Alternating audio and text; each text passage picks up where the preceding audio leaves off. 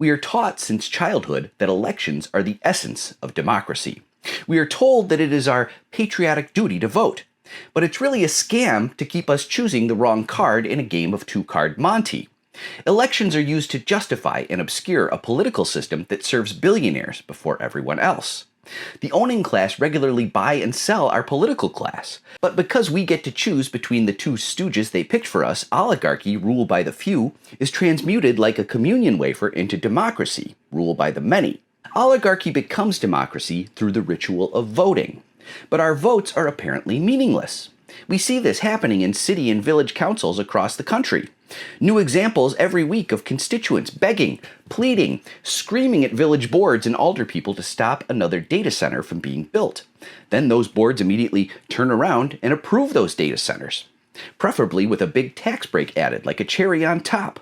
This is not democracy. If elections were rigged, the most democratic aspect of our existing system that remains is the jury box, not the ballot box. Juries are the fairest aspect of our legal system because they are made up of random people from all walks of life.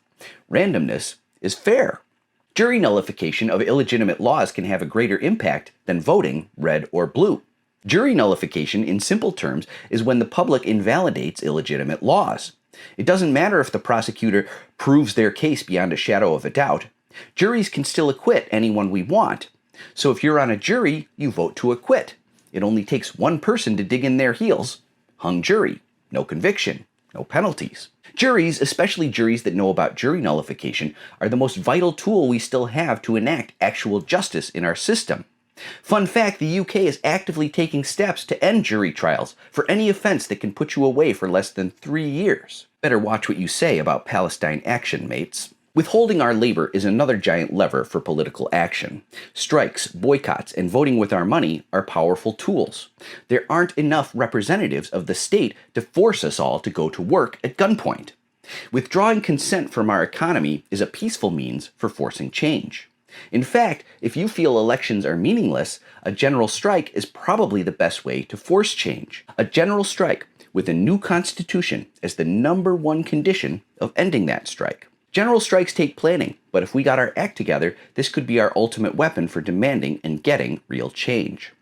If elections are rigged, that means that we need a new government and a new constitution. Something I've been saying since my first ever post. Merely fixing the way we elect people is not enough. In order to empower the public, we must change the entire political economic system.